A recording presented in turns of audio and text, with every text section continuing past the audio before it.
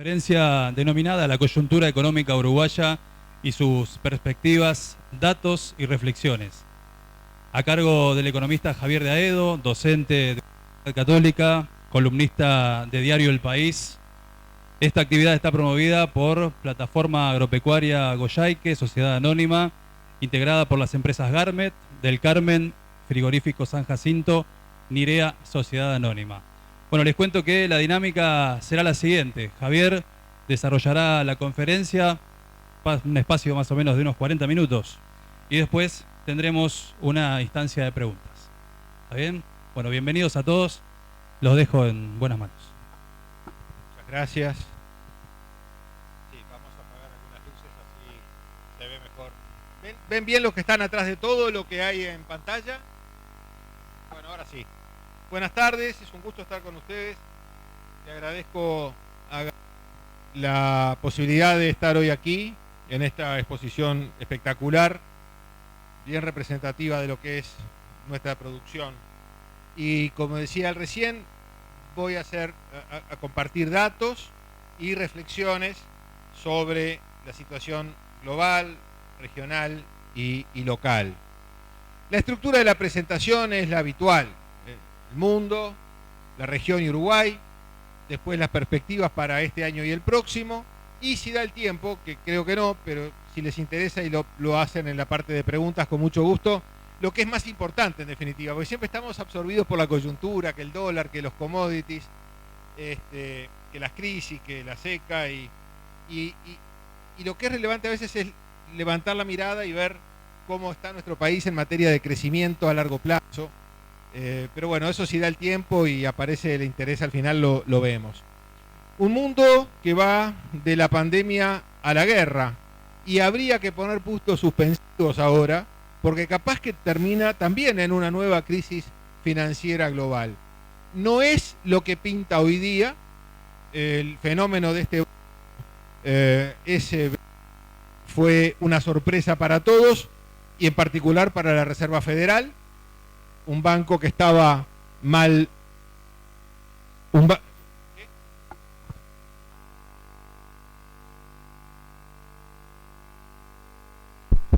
un banco que estaba mal gestionado notoriamente, que había extremado el descalce de plazos, prestando a corto y teniendo inversiones a muy largo plazo y captando depósitos cortos. No sabemos en qué va a terminar. En principio debería quedar en lo que ya ha pasado, pero cuando vienen los temores y hay corridas en los bancos, hasta el banco más solvente puede llegar a tener un problema serio de liquidez. Esto en principio no debería cambiar la perspectiva de las tasas de interés mundiales, salvo que escalara de tal modo que amenazara la actividad económica y el empleo y tuviera consecuencias en el sector real. Pero en ese caso la inflación se enfriaría sola y por lo tanto ya no sería necesario continuar con la subida de las tasas. Lo que sí es claro es que el sector, un banco que además que estaba muy concentrado en un sector de las startups tecnológicas, y seguramente quien va a tener algún tipo de crisis es el ecosistema emprendedor en los Estados Unidos. La cuestión es que en oportunidad de la pandemia hubo una expansión monetaria espectacular, después vino la guerra que generó problemas de oferta y aumentaron algunos precios, y bueno, estaba el campo regado de combustible y ese fue el fósforo que incendió todo, y la inflación se desbocó hasta niveles que no tenía conocimiento en muchísimo tiempo. Y después la inflación que se acelera y el proceso inverso de normalización monetaria mediante la subida de las tasas de interés. Para un país como el nuestro, esto último es claramente un shock negativo, y ante un shock negativo que tiene al país más empobrecido, lo que hay son dos consecuencias clave. Una, se desacelera la economía, y la otra, se tiene que corregir lo que los economistas llamamos los precios relativos. Notoriamente tiene que depreciarse la moneda nacional. ¿Qué está pasando en la región? Bueno, tenemos un Brasil que tiene problemas, obviamente, pero yo no lo veo con dramas. Es decir, Brasil no me quita el sueño. En cambio, Argentina, al revés, no se ve la luz al final del túnel. Y en el caso de Uruguay, estamos en una etapa de desaceleración económica posterior al rebote pospandemia. Hay una regla fiscal importante, por primera vez en mucho tiempo, quizá la primera vez que tenemos una muy buena regla fiscal, y lo más importante es que se está cumpliendo. Y ese es un antecedente importante que puede alentar la esperanza de que esta vez no hayan los tradicionales carnavales electorales que tenemos en nuestro país y que implica una expansión fiscal sobre el final de cada periodo de gobierno. Hay, igual que en el pasado, esto es muy común a lo largo del tiempo, un desbalance entre instrumentos y objetivos. Los gobiernos se plantean más objetivos de los que pueden alcanzar con los instrumentos con que cuentan. Vamos a volver a eso enseguida. Y a su vez, los instrumentos tienen limitaciones serias. Hemos visto un fortalecimiento exagerado del peso uruguayo, que no tiene fundamento lógico. Y bueno, entonces tenemos acá en el mundo, que estábamos hablando de cómo se dieron los hechos, y notoriamente la Reserva Federal y muchísimos economistas subestimaron el problema. La reacción fue más lenta de lo que debió ser, fue más tardía de lo que debió ser, y entonces la inflación demora más tiempo en volver al trillo. Y la tasa de interés tiene que subir más rápidamente y más alto de lo que hubiera sido si se hubiera trabajado a tiempo. Hay un tema que la gente no menciona, y es el hecho de que una inflación más alta ayuda a licuar la deuda pública. Vean ustedes que todo el mundo, todos los estados, en ocasión de la pandemia, aumentaron el gasto público y aumentaron el déficit, y por lo tanto requirieron emisión de deuda. Bueno, esa deuda, en la medida en que la inflación sorprenda por lo alto y por el tiempo que dura, va licuando de algún modo esa deuda. Y del punto de vista fiscal, bueno, hay una transferencia de los que tienen bonos hacia los contribuyentes, que por lo tanto no tienen que pagar tantos más impuestos, y la situación fiscal mejora por la mayor inflación. Acá tenemos una primera gráfica que es muy importante, que es la evolución de los precios de los alimentos, los commodities, que es la línea azul, y después tenemos las otras dos líneas, en verde y en rojo, que son los índices de precios de nuestras exportaciones que produce la Cámara de Industrias del Uruguay, que tiene un departamento de estudios económicos muy productivo en materia de indicadores, y este es uno de los importantes. Lo que queda bien claro en la gráfica es que más allá de que nosotros no exportamos solamente alimentos ni materias primas, están totalmente acollarada la evolución de los alimentos como materias primas, los food commodities, con los precios de las cosas que nosotros exportamos. Hay un rezago de algunos meses, lo cual es lógico, y hay veces que, bueno, los commodities son más elásticos que los precios de exportación totales que hacemos nosotros, pero la trayectoria es muy similar.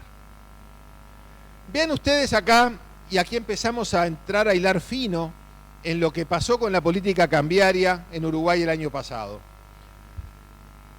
Esta gráfica es muy interesante, en todos los cursos siempre me detengo en ella, es de las gráficas más importantes de los cursos que doy yo, porque demuestra que hay un espejo entre la evolución de los precios de las materias primas y los tipos de cambio en los países productores y exportadores de materias primas.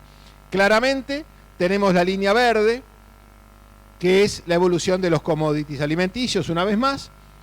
En azul tenemos el tipo de cambio en Uruguay corregido por el IPC.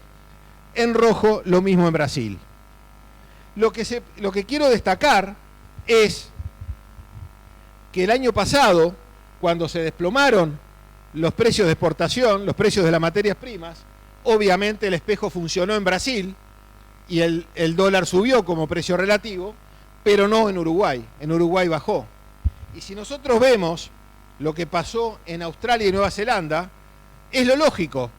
Bajaron los precios de las materias primas y subieron los tipos de cambio. Acá, como están expresados al revés, para poder hacer la comparación, los tengo en la relación inversa. Entonces, lo que estamos viendo acá es que el año pasado se debió corregir nuestro tipo de cambio como precio relativo. Era el momento en que había que hacerlo porque todos lo estaban haciendo y en vez de depreciar, apreciamos más todavía. Es decir, cuando debimos corregir, no corregimos, sino que empeoramos. Y ahora no están dadas las condiciones para corregir. Pasó el tren y no lo tomamos. Vamos a volver sobre esto en esta charla. Y vamos a explicar por qué fue que se hizo eso. Pero claramente cuando debimos corregir el tipo de cambio, no lo hicimos. Brasil. Bueno, 2 palabras sobre Brasil. Tiene un escaso crecimiento económico estructural. Fíjense ustedes, dicen siempre que Brasil es un país con gran futuro y que siempre lo va a ser. Es decir, realmente crece al 0,6% anual durante la última década, cuando sus compañeros de clase, las economías emergentes, crecen al 4%. Es decir, es una brecha espectacular.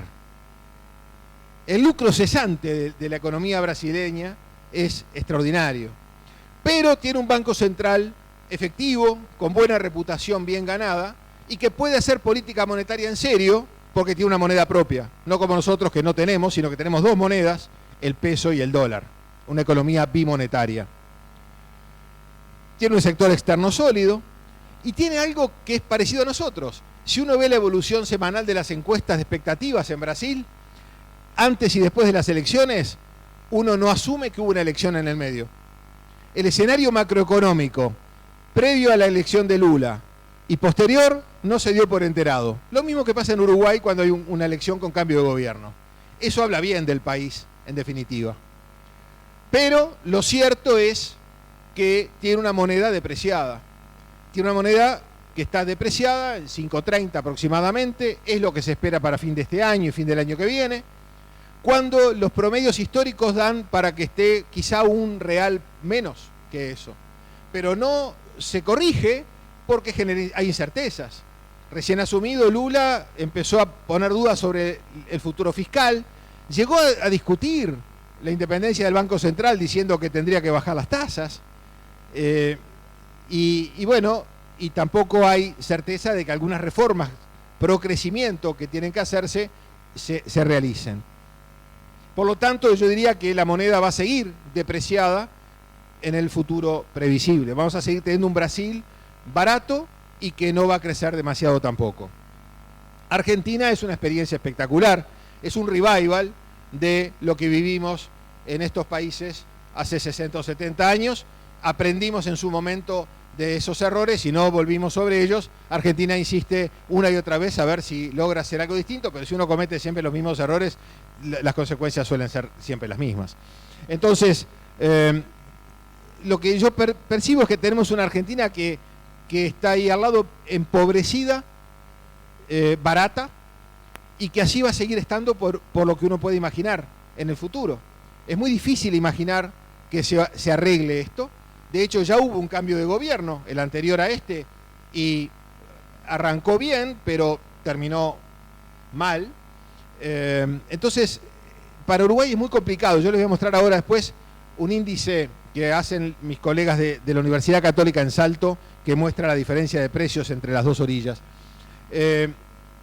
Pero vamos a tener que acostumbrarnos a tener una Argentina barata y empobrecida por mucho tiempo. En la coyuntura tampoco está creciendo. De hecho, los números dan un crecimiento del 5% el año pasado, pero eso fue todo arrastre estadístico de 2021. A lo largo del año no creció y en los últimos 4 meses cayó. La inflación ayer se supo que llegó a los 3 dígitos finalmente. Este es un año impar, es un año de elecciones. En los años impares que hay elecciones suele haber expansión fiscal. Yo no creo que el horno esté para bollos, pero creo que es posible que la haya. Y como ustedes saben, hay un acuerdo con el Fondo Monetario que fue hecho por resignación por ambas partes, simplemente para transcurrir el tiempo y no llevar a pérdidas un crédito, el principal crédito que tiene el Fondo Monetario con Argentina, y simplemente le están dando tiempo a este gobierno para que se vaya y lo van a matar al próximo gobierno con el ajuste que le van a pedir y que a este gobierno no se lo están pidiendo. Acá tenemos la evolución del índice de actividad económica en nuestros dos vecinos.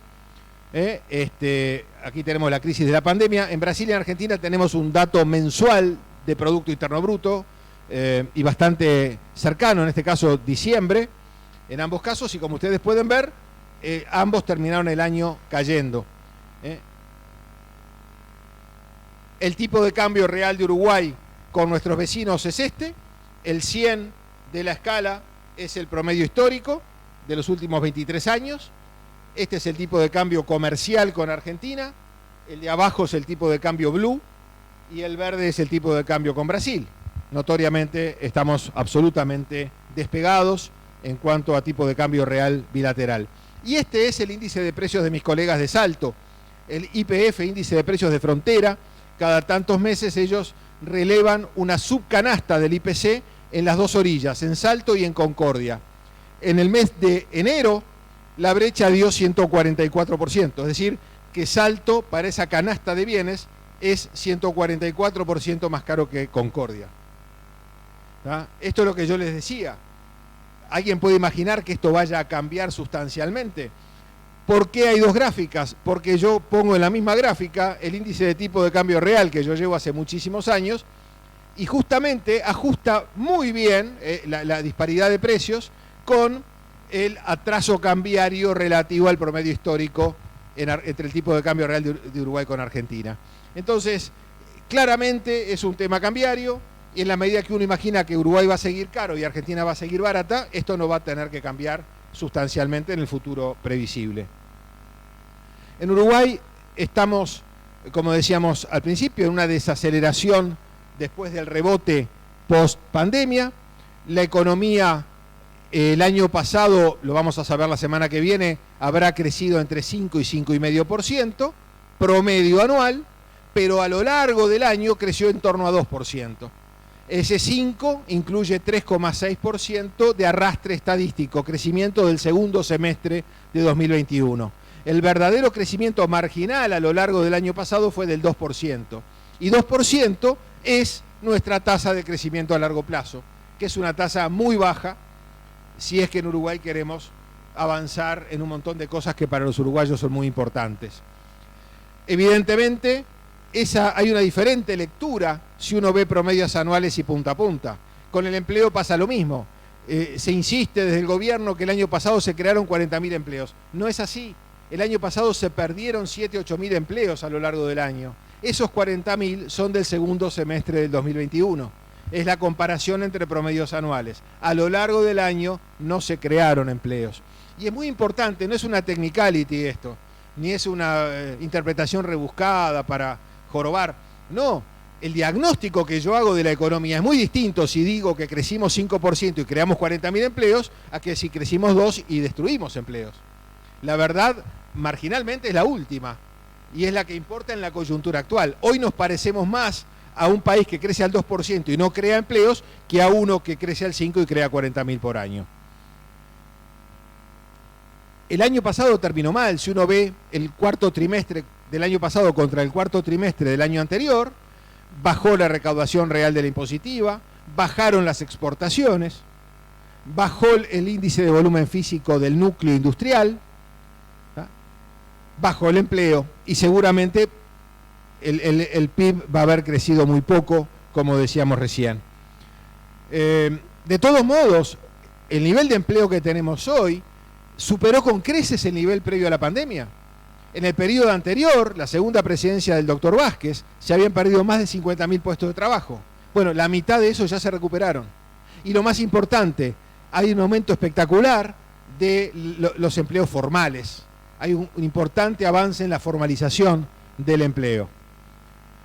Los tres motores están encendidos: consumo, exportación, inversión. El consumo es el que hasta donde tenemos datos venía rezagado, pero seguramente sea ahora el que más impulso dé, porque hay un compromiso que se va a cumplir de recuperar el salario real que se perdió en la primera mitad del gobierno. y eso va a alentar un aumento en el ingreso de los hogares y también van a subir las jubilaciones en términos reales y eso va a ser un motor que dinamice el consumo.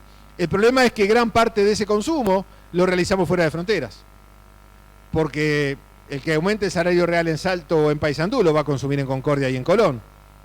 Y los que estamos en Montevideo vamos a cruzar todas las veces que podamos el charco para gastar del otro lado. Y vamos a pagar impuestos allá en vez de pagarlos acá y vamos a remunerar salarios allá en vez de remunerar salarios acá. O sea, el consumo en parte se va, ya está pasando, los últimos datos del tercer trimestre de las cuentas nacionales, gran parte del aumento del consumo se da en el exterior. Acá tenemos la gráfica que muestra los promedios anuales y los punta a punta. Las dos líneas azules son el promedio anual de cantidad de personas empleadas en 2021 y 2022. Y la gráfica de los puntitos redondos, la gráfica continua, muestra que a lo largo del año no subió el número de empleos. Es bien gráfico eso. La regla fiscal. Yo quiero ser bien enfático en esto. En la LUC se aprobó una regla fiscal que algunos colegas han criticado, pero que es la mejor que hemos tenido hasta ahora. Durante los años del Frente Amplio, la regla fiscal era un tope de deuda, y como tenía mayoría parlamentaria, cada vez que se bandeaban, votaban y aumentaban el tope. Eso no es una regla, eso es una farsa. Bueno, ahora hay una regla que tiene 3 pilares: déficit estructural, aumento del gasto, tope de deuda. Y los 3 años que ha regido hasta ahora se ha cumplido a rajatabla. Entonces, se está construyendo una credibilidad importante. Yo, en principio, visto el comportamiento del presidente y de la ministra de Finanzas que han tenido estos 3 años, digo, bueno, creo que esta vez no va a haber carnaval electoral, pero hay algunas luces amarillas que se han prendido. En el último trimestre del año pasado, el déficit fiscal subió mucho, de 2,5% a 3,4% del producto, y este año comenzó también con algunas luces amarillas. Un aumento del 12% en los salarios del gobierno en los últimos 12 meses, 2% en julio pasado, 9,6% en enero de este año. Suena un poco exagerado cuando venimos de una inflación del 8,3% y la esperada para este año por el gobierno 6,8%. Es un aumento muy grande del presupuesto, en definitiva, ¿tá? Que tiene un impacto diferido, un año después, en las pasividades. Está la rebaja de impuestos, que finalmente terminó siendo mucho menos de lo que se temía y mucho menos de lo que algunos integrantes de la coalición pedían, y por eso mostraron su enojo, ¿tá? Hay un fenómeno, bueno, la propia desaceleración económica va a desacelerar la recaudación de impuestos, y hay un fenómeno que es un poco más complejo de entender, pero los ingresos fiscales y los gastos tienen distinta memoria en sus reglas de indexación. A ver si me explico. La evolución del IVA, la recaudación de IVA. En marzo se recauda el IVA que se genera en febrero. Si a lo largo del año la inflación baja mucho, va acompañando en esa bajada la recaudación de IVA a la desaceleración de los precios. Pero los salarios y las jubilaciones quedaron fijas el 1 de enero para todo el año y quedan colgadas allá arriba en el aumento que se dio. Con lo cual, si el gobierno fuera muy exitoso en la baja de la inflación, como pretenden ser, generaría un impacto fiscal importante. En fin, ha habido hasta ahora una muy buena gestión fiscal, da para creer, pero debo advertir algunas luces amarillas. Lo otro importante es que el ajuste fiscal que hizo el gobierno en su primera mitad fue bajando todos los rubros del gasto en términos del producto. Pero ¿cómo lo hizo? ¿Hemos visto una gran reforma del Estado? ¿Se han cerrado oficinas? ¿Hay menos empleados? No. Simplemente se licuó el gasto público con una inflación que fue más alta que los aumentos que se dieron en salarios y en jubilaciones, y hubo alguna suerte de recorte de inversiones en la primera mitad del gobierno. Y eso se está empezando a revertir ahora, ¿tá? No es una baja permanente, estructural, del gasto público porque hubo una reforma del Estado que dio lugar a eso. Es una represión de algún modo del gasto que es reversible si mañana este u otro gobierno toman las decisiones contrarias. Esto es muy importante. Hay una regla en economía que es la regla de Tinbergen, que dice que la condición de consistencia de la política económica es que haya la misma cantidad de variables objetivo y de variables instrumentos independientes. Es decir, si tengo 3 caranchos, tengo que tener 3 balas. No hay vuelta. Y eso es un problema permanente de la política económica uruguaya, de este gobierno y de todos los anteriores. Se plantean más objetivos de los que razonablemente se pueden alcanzar con los instrumentos con que se cuenta. Y ahí aparece lo que mi colega Mario Vergara, cuando era presidente del Banco Central, decía el dilema de los platitos chinos. Todos conocen al chinito que tiene los platitos que los hace bailar y logra que ninguno se rompa. Bueno, en economía se rompen esos platitos. Es distinto al fenómeno del circo. Se rompen implica que hay que ir abandonando algunos de esos objetivos. ¿Ah? Entonces, vean ustedes, hoy en Uruguay se busca como objetivo el crecimiento de la actividad económica y el empleo, la recuperación del salario real al nivel previo a la pandemia en 2024, reducir la inflación ahora a menos del 6, inicialmente era menos del 4, y un déficit fiscal que sea apenas superior al 2%. Son demasiados objetivos y algunos son competitivos entre sí. ¿Tá? La inflación ya fue sacrificado, como yo decía, ya se la subió 2 puntos la meta. El tipo de cambio real notoriamente no ha sido nunca un objetivo, en todo caso es un daño colateral de estas inconsistencias. Con la pandemia la prioridad fue el empleo, razonablemente, y hubo un año puente en el cual notoriamente se iba a perder el salario real y se perdió, y por eso la voluntad ahora, la prioridad es recuperar el salario perdido. Y esos instrumentos son las políticas fiscal, salarial y monetaria. Entonces, hoy tenemos una política fiscal que muestra que el déficit ha empezado a crecer y está por encima de lo deseado. Confiemos en que esto se revierta, pero atenti. Una política salarial que por delante solo tiene indexación y recuperación. Nadie se plantea si la relación entre el salario real y la productividad es la que debe ser. Capaz que la baja de salario real que se dio en el inicio de la pandemia era una necesidad dada la productividad de la mano de obra. No lo sé. Pero prometer la variación real de una variable es complejo, porque esa evolución real tiene que tener un fundamento real también. Entonces, hoy el ancla nominal de la economía es el salario real de aquí para adelante. Y por lo tanto, no hay que hacerse ilusiones con el tipo de cambio, que en última instancia es lo inverso a eso, como vamos a ver enseguida. Y la política monetaria. ¿Tá? Y hay algunos colegas monetaristas que hay que escucharlos. Hablan como si el Banco Central fuera la Fed. Ni siquiera tanto. Como si fuera el Banco Central de Brasil, o el de Chile, o el de Perú. Primero, el consenso abrumador en la profesión mayoritario es que en Uruguay es una economía bimonetaria y que por lo tanto la política monetaria tiene menos potencia que si fuera una economía con una moneda propia contundente. También el consenso es abrumador en cuanto a que el único canal efectivo es el tipo de cambio, el canal cambiario, y que hay que abusar de él para lograr el objetivo. Otra cosa, el Banco Central reiteradamente dice las expectativas de inflación no están ancladas. No están ancladas donde al Banco Central le gustaría, pero están espectacularmente ancladas las expectativas de inflación, en 8% hacia añares.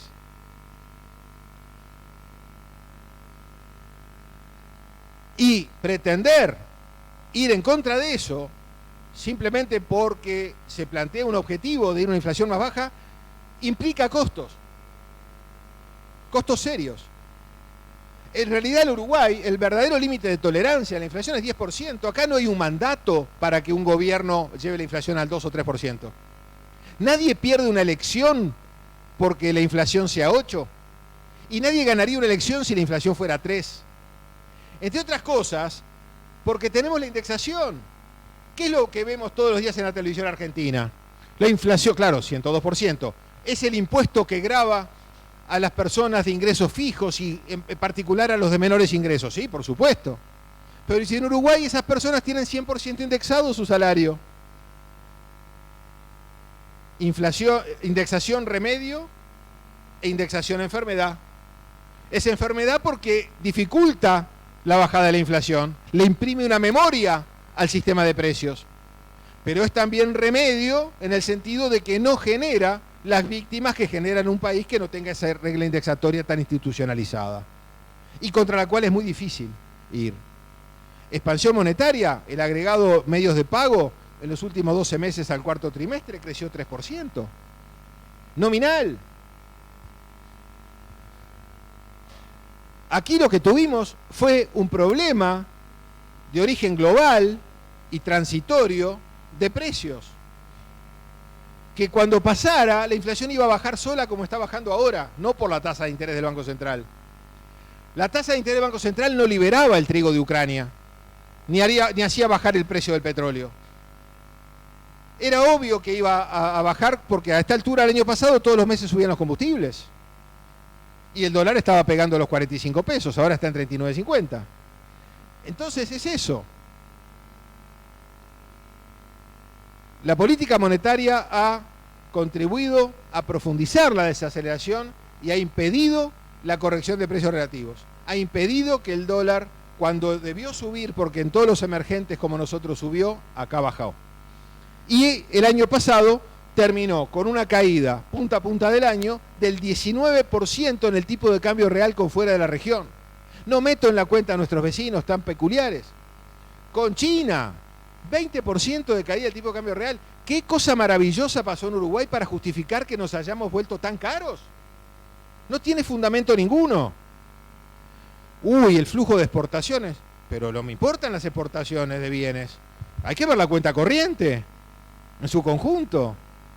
Y en última instancia, el tipo de cambio lo definen mucho más los movimientos de capital que los movimientos de bienes y servicios. Acá tenemos la evolución del tipo de cambio real.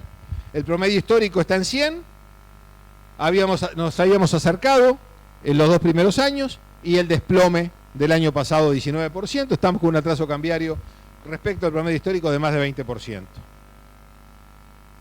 Y acá tenemos qué pasó en los últimos 10 meses con el dólar en Uruguay versus el mundo sin Argentina. Obviamente no puedo poner Argentina porque da cualquier cosa por la inflación que tiene. Acá comparo tipos de cambio de Uruguay contra un promedio de 12 países.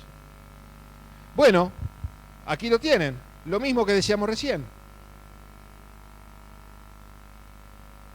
Cuando subió, aquí subió menos, cuando bajó, aquí bajó más. Y esta brecha son 4 pesos en los últimos 10 meses. 4 pesos en 10 meses.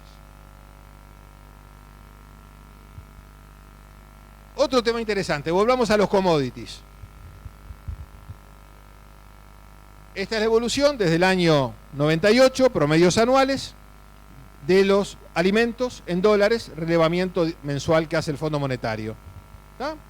El piso está por ahí por 80 a fines de los 90 y llegó a 210 en el promedio del año pasado, ahora bajó un poquito en enero. En realidad bajó en el segundo semestre, ese es el promedio del año. Claro, quien ve esto desde Montevideo y no sabe nada, dice, esto se la llevan toda. Bueno, pero ¿es lo relevante ver la evolución en dólares? ¿Qué pasa si llevamos esos dólares a precios constantes? Esto pasa, la línea verde. La línea verde refleja la evolución de los alimentos en pesos constantes. Y en una producción agropecuaria o agroindustrial en Uruguay, hay salarios que no son en dólares, hay impuestos que no son en dólares, hay gastos de administración y venta que no son en dólares, hay tarifas públicas que no son en dólares y que están bastante más emparentadas con el IPC. Entonces no es oro todo lo que reluce. Es decir, quienes solamente se quedan con la primera línea del estado de resultados dicen, mira, esto es en dólares todo lo que están ganando. Sin embargo, cuando ajustamos por el costo de Uruguay, es otra historia. ¿Qué dice el equipo económico a todo esto? Bueno, el presidente del Banco Central ha dicho cayó más de lo esperado el tipo de cambio. El informe de política monetaria del Banco Central cuantifica entre 10 y 15% lo que popularmente se conoce como atraso cambiario, que técnicamente es la diferencia entre el tipo de cambio observado y el calculado por un modelo de fundamentos. O sea que cayó más de lo esperado, llegamos a tener un atraso cambiario importante y dice contar con instrumentos para enfrentar esta situación. Bueno, bajar la tasa de política monetaria, comprar dólares para ponerle un piso. Sin embargo, dice que va a hacerlo llegado el momento. No sé cuál es el sentido de urgencia que tiene el Banco Central con estas cosas. ¿Cuál es ese momento? Hasta ahora no se ve. La ministra de Economía dice que la inflación es un tema del Banco Central. Tuya, Héctor. Pero la política fiscal y la política salarial son del Banco Central. ¿Las reglas de los consejos de salarios son del Banco Central? ¿La expansión fiscal es del Banco Central? Es un tema de equipo económico. Además, unos y otros, Ministerio y Banco Central, actúan como si el Banco Central fuera independiente. Y las 2 veces que se modificó la Carta Orgánica, no se incluyó la independencia del Banco Central. El legislador no decretó que nuestro Banco Central sea independiente. No tiene experiencia con actuación de Banco Central independiente, no tiene expertise para ser independiente. Y sin embargo, pretenden serlo, con los daños colaterales que conocemos. La cosa es muy clara. En Uruguay la inflación no se aceleró como en otros lados del mundo. En otros lados pasó de 1 a 10, de 2 a 8. Acá pasó de 7 a 10, entre mediados de 2021 y septiembre de 2022. Solo de 7 a 10. ¿Qué fue lo que impidió que fuera 13-14? La caída del dólar que vimos el año pasado. Evidentemente hay que abusar de ese instrumento monetario cambiario para que rinda en términos de inflación. Pero hay daños colaterales. Otra gráfica interesante, que no es habitual verla por allí. Una de las definiciones de tipo de cambio real es precio de los transables sobre los no transables, es decir, los precios de exportación versus los precios domésticos de las cosas que no se exportan. Digamos, el precio de la soja contra el salario. Bueno, en esta gráfica viene a estar el inverso del tipo de cambio real. Son los salarios corregidos por precios de exportación. Acá tenemos los salarios privados en Uruguay corregidos por el índice de precio de exportación que elabora la Cámara de Industrias. Vean ustedes la gráfica. Aquí tenemos 2022. Se había corregido, se había empezado a corregir 2020-2021, se volvió al principio en 2022. Tenemos un salario privado en dólares, ajustado por nuestros precios de exportación, que es casi 40% más alto que el promedio histórico de los últimos 20 años.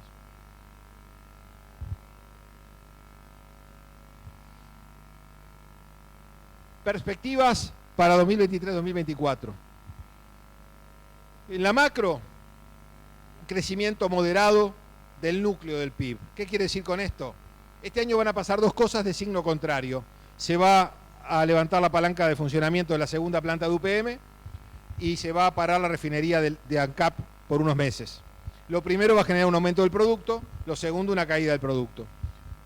No contemos ninguna de las dos, porque son irrelevantes desde el punto de vista impositivo y del empleo. Una está en zona franca, la otra es ANCAP. Entonces, la variación del producto relevante a los efectos impositivos y del empleo, este año va a ser menos de 2%. Y el año que viene, en principio, va a ser menos de 2%. Encima está la sequía, que va a pegar en mayor medida este año, pero algo el año que viene también. El salario real va a seguir creciendo, o empezó a crecer en la segunda mitad del año pasado, y va a recuperar en algún momento del año que viene los niveles previos a la pandemia. Esos 2 puntos anteriores dejan muy poco margen para que crezca el empleo. Si la economía va a crecer menos de 2% y el salario real va a crecer a más del 2% anual, ex ante no hay posibilidades de aumentar el empleo. Porque la variación del producto se emparenta con la masa salarial, que es precio y cantidad, salario real y empleo. El producto va a crecer menos de 2, el salario más de 2, el empleo no hay mucho margen para que crezca. La inflación, como siempre, por arriba de las metas. El peso seguirá relativamente apreciado. No veo al tipo de cambio como precio relativo ajustándose, aunque bueno, no sabemos en qué termina la crisis financiera. Si hay una crisis financiera de proporciones, eso va a tener un impacto evidentemente, aunque sea transitorio, en los tipos de cambio de los emergentes. Pero digamos que del punto de vista de las políticas propias nuestras, no dejan margen para esperar que el tipo de cambio se corrija. ¿Qué reformas habrá dejado este gobierno? Bueno, la institucionalidad fiscal, notoriamente, insisto, confío en que se siga cumpliendo en los próximos 2 años. Eso es muy importante.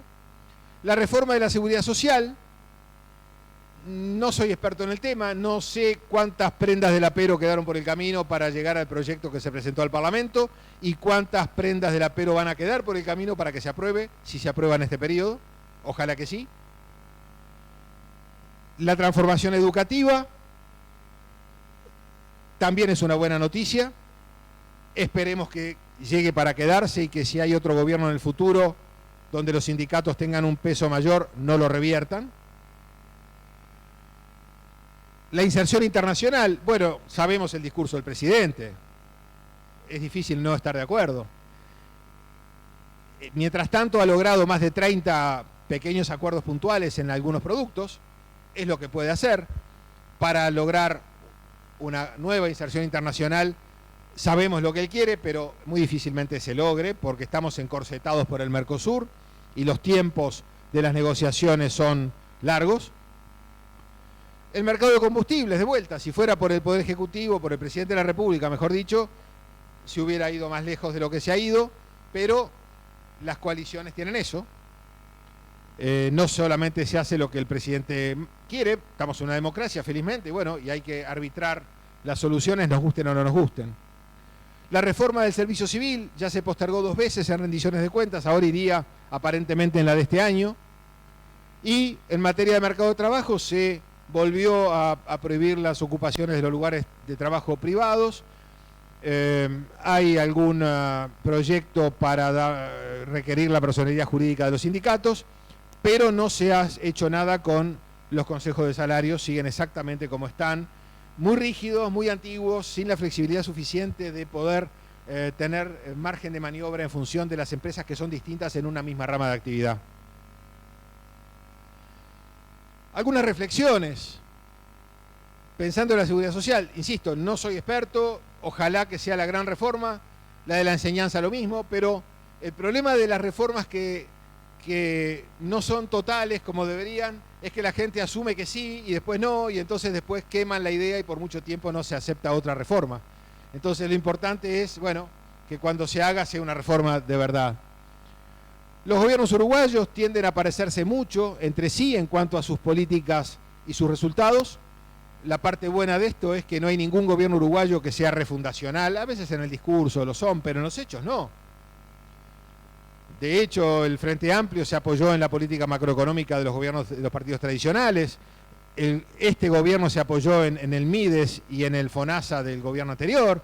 Y los gobiernos uruguayos siguen creciendo, tomando en cuenta lo que heredan y mejorándolo eventualmente, por más que se critica mucho cuando se hacen las cosas y quien está en la oposición critica por definición, pero cuando llega el gobierno, por suerte, aprovecha lo que se hizo antes. Son coaliciones, los más devotos de las coaliciones son los que tienen posiciones más extremas y por lo tanto suelen ser los más desilusionados, porque las coaliciones terminan gobernando en base a promedios y no a los extremos. Y tenemos un presidente que es relativamente liberal, y si fuera por él, seguramente muchas de las reformas que mencionamos recién habrían avanzado muchísimo más y avanzarían mucho más, pero el gobierno no es tan liberal como el presidente. El gobierno en su conjunto, la coalición, y por lo tanto el presidente hace lo que puede y no lo que quiere. ¿Y el agro? Bueno, resumiendo cosas que ya vimos en la charla. Tasas de interés en principio más altas por más tiempo. Por supuesto que esto depende de este fenómeno en ebullición y en evolución de estos días. Pero si eso ocurre, entonces el dólar va a ser más fuerte y los precios de los commodities van a ser menos fuertes. Sin embargo, el dólar en Uruguay no se fortalecería como precio relativo porque la combinación de políticas económicas no contribuirá para eso. La tasa de política monetaria seguirá siendo alta, los colegas más optimistas hablan de que baje 1% en el año. La política fiscal está siendo más expansiva, ojalá que haya sido una cuestión transitoria y no se insista en eso. Y fundamentalmente, sí, acá no tenemos dudas, una política salarial con indexación y recuperación. En materia impositiva, yo recuerdo que el ministro de Ganadería habló algunas veces de tocar lo que él llama los impuestos ciegos, los impuestos a la tierra. No sé si está en los planes del gobierno hacer algo en ese sentido, pero en lo que resta del mandato. Pero bueno, en la reforma de la Seguridad Social no se cambia la contribución patronal a la Seguridad Social, que es uno de esos impuestos. Y el otro día con la rebaja de impuestos no se tocó nada de eso. Y en materia de progresos adicionales en el mercado de los combustibles, creo que hemos visto todo lo que estaba para verse. A lo sumo se va a hacer una reducción del subsidio en el supergas, pero no creo que mucho más que eso. Así que bueno, hasta aquí llego, cumplí con los 40 minutos, empezamos un poco más tarde de lo previsto, y si tienen preguntas o reflexiones o comentarios, quedo a la disposición de ustedes.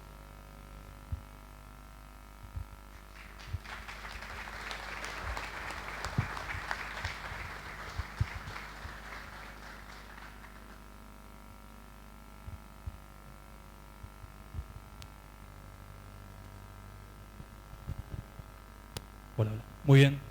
Bueno, brillante Javier, como siempre, muy ilustrativo. Bueno, vamos a iniciar la rueda de preguntas. Que tenga alguna pregunta, por favor, levanta la mano. Bien, me acerco. Buenas tardes. Buenas tardes. Bueno, muy buena la presentación. ¿Se escucha ahí? Más cerca del micrófono. Bueno, la pregunta es, ahí lo que quedó claro fue que la regla de, digamos, la herramienta de tasa de cambio se utilizó de forma abusiva, si quiere, como bien dijiste, alineada con la expectativa del gobierno de mantener la inflación controlada. Entonces, ¿por qué el Banco Central en mayo, junio del año pasado establecía, o la expectativa del Banco Central era un dólar a 45 pesos, siendo que se está alineando con una política de control de la inflación? No, el Banco Central ni el Ministerio de Economía en ningún momento exhibieron pautas cambiarias. Lo que usted está refiriéndose es a las encuestas de expectativas que releva el Banco Central entre economistas privados y consultores y centros de investigación. Y efectivamente, al inicio del año pasado estaba en 45 y la expectativa era que fuera más todavía. Y a lo largo del año, en la medida que fuimos viendo lo que se venía, fuimos todo el tiempo corrigiendo la proyección. Yo siempre digo que esas encuestas de expectativas no hay que tomar la foto, sino la película. A mí me da mucha más información cuando veo las de Uruguay, las de Argentina, las de Brasil, ver la sucesión a lo largo de las semanas y de los meses de esas respuestas, porque me está mostrando hacia dónde se está yendo la expectativa del mercado, más allá de la foto concreta 46 o 48. Pero insisto, el Banco Central ni el Ministerio en ningún momento dijeron un valor para el tipo de cambio. Gracias. Bien, ¿alguna otra pregunta por allá?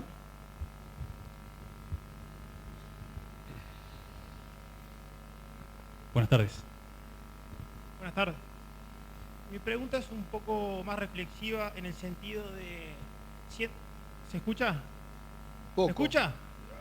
Más cerca del micrófono, por favor. ¿Ahí? Ahí sí. Bien. No, mi consulta es un poco más reflexiva y macro, en donde tenemos un país que nos graba una renta del 25% más el 7% de retiro de utilidades, en donde esa renta implica en la recaudación del Estado simplemente el 12% del total y el consumo representa más o menos un 57%. ¿Usted entiende que hay condiciones como para cambiar eso? Darle condiciones a las empresas para que generen más riqueza genuina y por ende aporten más, siempre y cuando haya renta para pagar y no se cargue todo en el consumo. Es una muy buena reflexión. Muy buena reflexión. A ver, como usted bien dice, el impuesto a la renta de las empresas es 25% más el 7% de utilidades distribuidas. Y creo que incluso si no se las distribuye después de tanto tiempo también se le grava. Sin embargo, esa no es la tasa que pagan todas las empresas, porque hay muchas que se acogen a beneficios de promoción de inversiones de la COMAP, hay otras que están en zona franca. Hace unos años se eliminó el ajuste por inflación y eso lleva a que haya empresas que terminan pagando mucho más del 25% más el 7%. Hay empresarios que me lo han dicho claramente. Pero además estamos en un mundo que va a una tributación global de las empresas con una tasa más baja. Entonces yo creo que debería hincársele el diente al sistema impositivo en ese sentido de hacer más pareja la tributación a las empresas, porque en el fondo tenemos entre 0 y 40 y pico. Y eso no es justo.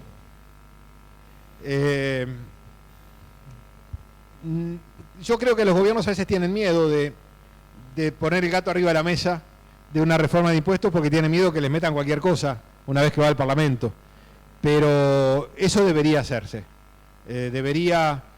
Yo le doy un artículo hablando de estas cosas, proponía bajen de 25 a 20 y suban del 7 al 12 los dividendos distribuidos, en definitiva, porque eso alentaría más a la reinversión de las utilidades y bajaría la tasa del IRAE, en definitiva. Y 12% de distribución de dividendos es parecida con el 12% que tienen arrendamientos y otras rentas de capital. Pero sí, coincido básicamente con el punto de vista. Muy bien. ¿Alguna otra pregunta? ¿Por allá?